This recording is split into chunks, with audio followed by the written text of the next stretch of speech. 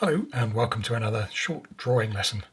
I thought this week it'd be fun to have a look at a recent illustration done digitally with Procreate and to take apart the layers and have a look at the process that I used to create it.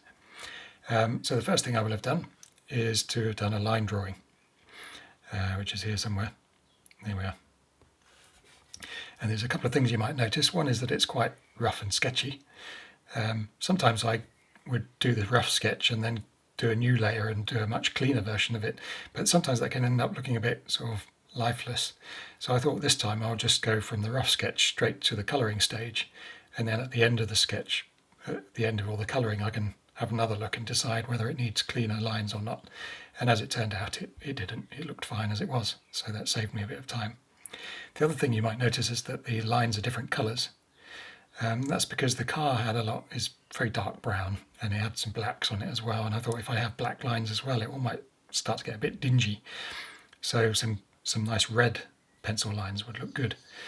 And it's easy to colorise your lines. There are various different ways to do it, but the way I did it was I was doing a sketch with a black pencil.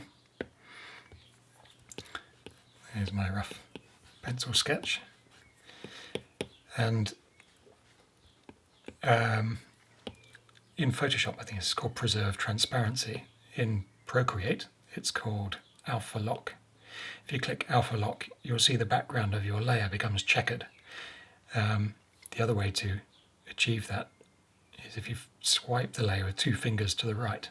It also does the same thing. Once that's done, you can't draw on the transparent parts anymore. You can only draw where there is something already. I use that a lot.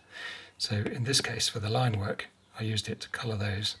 So I could then pick a nice sort of reddish pencil and change the colour of some of those lines. And you can have various different colours for different parts.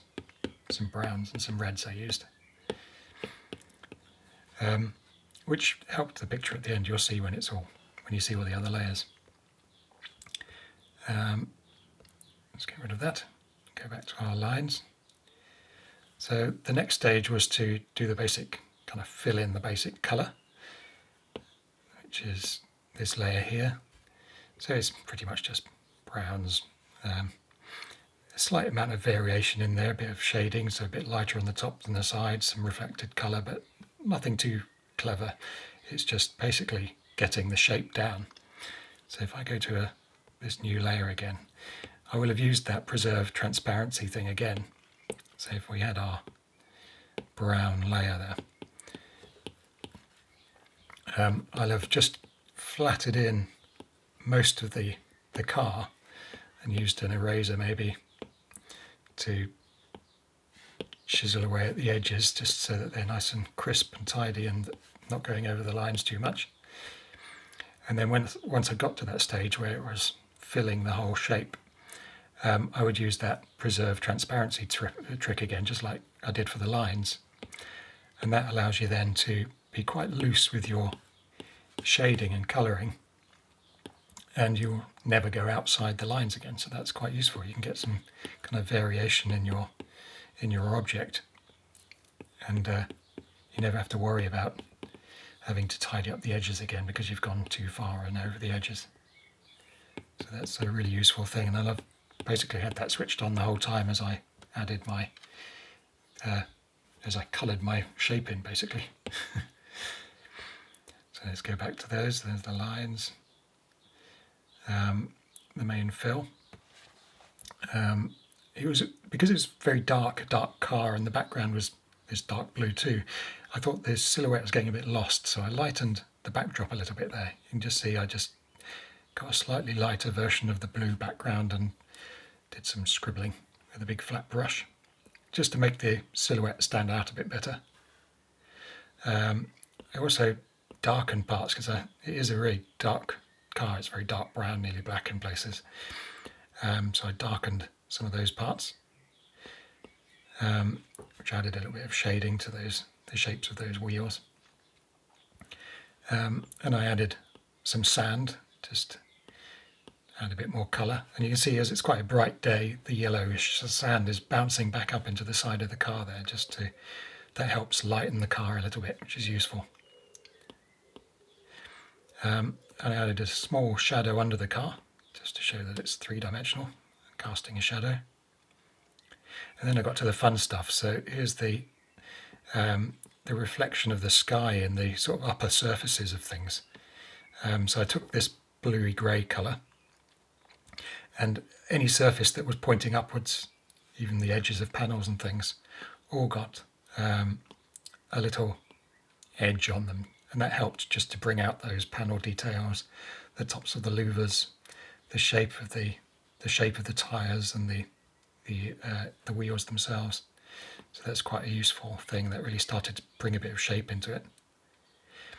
Then there's some proper highlights, some pure white or almost white, tiny little dots that are just catching, the really brightest spots on the tops of hinges and handles and just little things like that, and the helmet, just to make it really pop. Once you get those in, you really get a bit of contrast and makes the picture a bit more exciting. There's a signature, which is not very interesting. And then there's a layer of grunge as well, because this is quite a ratty looking truck. It's been through the wars a bit. And when you race on the sand, you get spattered sand all over the place. And so I had fun with a layer of grungy stuff there. And these were done with some brushes from Matty B on Gumroad. There's an inked up set of brushes. Have a look in here. It's inked up. So here in these brushes you've got kind of scratches, some kind of rusty textures, and some more spatters, ink and paint splats, stuff like that. They're all good fun for adding general kind of grunge. And I put quite a lot on that layer, and because it's on a separate layer I could then erase it back to a level that was more sensible, so it wasn't too messy. Small details like the numbers on the side, just they add a nice bit of interest there, and that big flat door.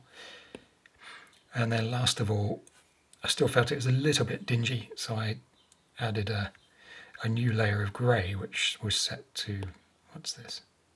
Colour dodge. So I'll just explain that because that's quite useful. So if you want to generally brighten your picture up a bit, you could pick a grey or even a colour if you want to tint it with a bit of a colour, fill a layer on top of everything, and then try explore these overlay modes. It's usually set to normal, but you can try, say, colour dodge, and it suddenly becomes much brighter, and you can play with the opacity of that layer to choose just how bright you want to go. That's quite a useful thing, just saves having to flatten your artwork and use the brightness contrast controls. So that was that colour dodge. And then the last thing I added was a little bit of paper texture. So if you look close up there, digital art often has areas that are very flat, and there's no variation in there.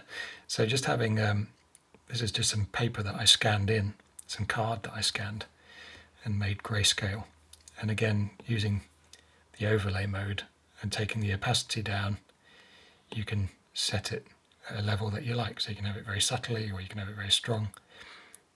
Halfway did the job for me, and it just adds a bit of natural interest to areas that would otherwise be a bit flat and blank. Right, that was all the layers, and hope you found that interesting. Let me know in the comments if you did, and I'll do another one soon.